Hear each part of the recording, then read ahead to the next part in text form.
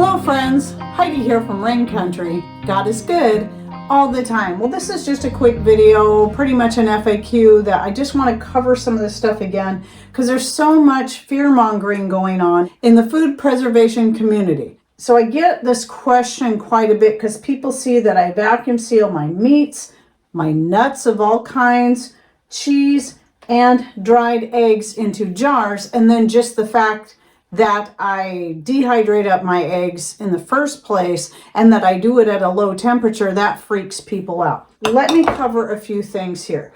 The biggest boogeyman when it comes to food preservation, and I call him a boogeyman because even though he's real, the way it's being used to scare people away from putting foods up is it's just so far out of hand. I mean, it's so highly exaggerated. You're more likely to get botulism from a restaurant or food that you buy at the store than of your own home preserved foods, but it is actually incredibly rare that this happens, and it could come from a source that you would least expect it. So preserving your own foods is one of the safest things to do. Is it completely without risk? No, but really you should be more afraid of the food that you're getting everywhere else, being bought prefabricated from restaurants or whatever, than you should be of the food you put up yourself, especially if you know exactly what is going into your jars or bags, however you're preserving your food. I mean, a lot of people know about canning. There's pressure canning, which is typically done with low acid foods, and there's water bath canning, which is typically done with high acid foods. But just so you know, I'm not against water bath canning low acid foods as long as it's done properly. Now, I have a pressure canner, so I'm going to use it and always do when it comes to canning meats, green beans, and other low acid foods. But people were water bath canning low acid foods long before pressure canners were even made, or at least before the common person could even afford a pressure canner. And the whole thing with the pressure canner is that it simply speeds up the process, meaning it's going to take about half the time. Where with water bath canning low acid foods, pretty much everything needs to be boiled for 3 hours. You can even find, if you look hard, in fact, I've compiled a few of them together into one spot, and I'll provide a link to that down below, where I took screenshots of actual instructions on water bath canning meats and other low acid foods, because this was the common way to do things. And in some countries, it's the only way they have, because pressure canners are either unavailable or they're so highly expensive that nobody can afford them. It's something that people have just been taught to be afraid of without just learning the basics and understanding this was a common method that was used. Even in the 50s, people were still water bath canning their foods, their meats, and more. So let's talk a little bit about, I'm going to start with the eggs, because this is the one that people tend to freak out about the most, which is, it's just really a silly thing. And that is because when I dehydrate, yes, I dehydrate because I don't have a freeze dryer, nor do I have an interest in one. I love my dehydrated eggs. I scramble the eggs, I dehydrate them. I have a video just on this I'll link to down below. In fact, I'll link to my full dehydrating playlist because I have the cheese and other things like milk, yogurt, and much more in there. But I dehydrate on low temperature, and I'm not afraid of it. And I'm certainly not afraid of salmonella. That's what the number one thing people freak out about. But salmonella, because the eggs are raw. Well, let me tell you something. If you're going to make a cake or pancakes or muffins or some kind of sweet bread that you're going to add egg to, are you going to add a cooked egg in? Are you going to cook the egg up, scramble it, and then throw it into the mix? Or do you add it in raw? Or your cookies, for example. Obviously, you're using a raw egg. And that's why I want to keep the eggs raw so I can use it when I'm baking. Also, when it comes to scrambling up an egg, you're not going to cook the egg and then scramble the egg and then serve it for breakfast. You're going to start with a raw egg. That's what I'm doing here. I have no intention, and I don't know who is silly enough to sit down with a spoon and just eat the raw egg powder out of the jar. So I don't know why people just don't use a little common sense when it comes to this. Obviously, the raw egg powder is for using to cook with. not to eat raw straight from the jar, or not to add water to and just drink it down. That's not the purpose. So if you're interested in more, go check out that video. Now, the issue with the cheese and the nuts and even the meats that people freak out about is, but the fat. I heard that vacuum sealing nuts and anything with high fat is going to make botulism. Well, botulism isn't just going to come out of nowhere, for one. One of the things these people tend to forget is when they buy this same kind of stuff in a store, a lot of times it's vacuum sealed or always vacuum sealed. Like if you were to buy, let's say, freeze dry shredded cheese, it's going to be in a vacuum sealed can or in a vacuum sealed bag. That's common.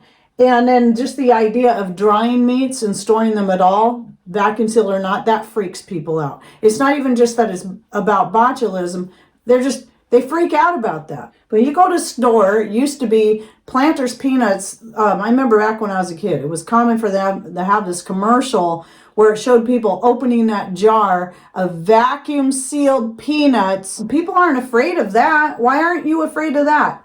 But you're afraid of doing this. I've been doing this for years. And yes, I'm always going to vacuum seal my nuts into jars for when I'm storing for long term. If I'm working through them, I've got jars up here of nuts that I'm working through. They're not vacuum sealed. I don't vacuum seal between each use. But when they're sitting back there long term, because they can sit back there for years before I get to them, and they have, this is going to prevent them from going rancid.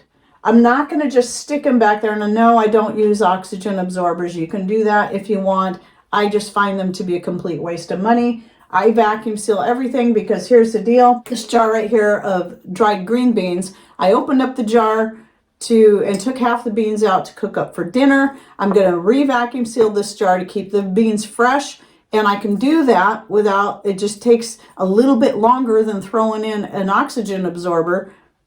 But it's cheaper because I've already got my brake bleeder, my food saver tops, or my vacuum chamber for vacuum sealing.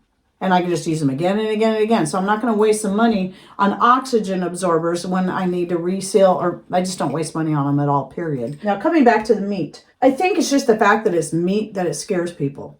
But if it's fully dried and then fully cooled before putting into the jar, not cooled like putting in the refrigerator, but at least down to room temperature, then you won't have any issues with mold or spoilage. And if you vacuum seal it, you don't have to worry about any fat that may still be in that meat. So when I do ground beef, for instance, and it's going to have fat in it, I only strain off the excess fat, but I don't use hot water and rinse it off anymore. I did that one time, never again, because it takes a lot of the flavor out.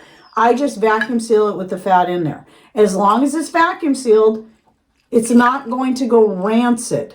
And I've had very good results doing that. This right here is elk burger, little tiny bit of fat in there, but hardly any in comparison to beef. That's just the way it is. And so the same thing with cheese, because cheese has fat in it. So people freak out about vacuum sealing it. But I want to keep it fresh for as long as possible. And vacuum sealing is going to keep that freshness. And so I'm just sharing with you my experience. Now, if you are one that's been taught to be deadly afraid of botulism in all forms, even though it's incredibly rare and you're more likely to die from being hit by a flying champagne cork than you are from botulism. And, I don't live my life afraid of champagne corks. At any rate, if you want to live that way, that's fine. You do what you need to do to protect yourself and your family. But just know, just like I've said about the meats before, people have been drying meats in various different forms for centuries, for thousands of years. It's one of the oldest forms of putting up meat is to dry it. Sometimes it's just a matter of laying it in the sun and letting it dry. Sometimes people will smoke it.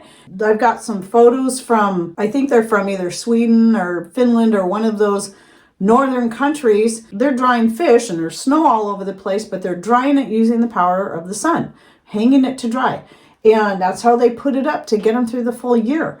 And it's a common method. I don't know why people are so afraid of this. I just take it that extra step by vacuum sealing it so it keeps it fresher for a much longer period of time.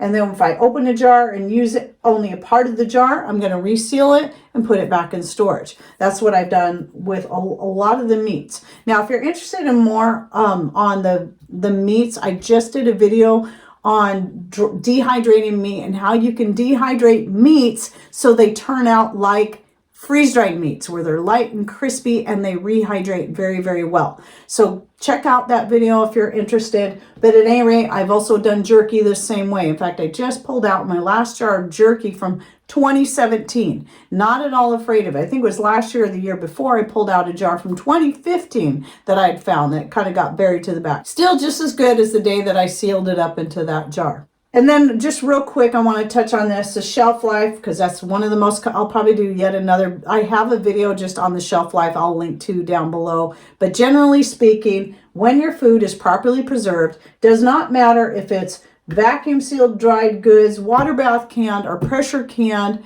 they're going to last indefinitely. People want, what's the shelf life? Well, I just say indefinite because it's not going to just suddenly one day go bad. Oh, it's been a year, it's bad now, I got to throw it all out. Well, that's just silly.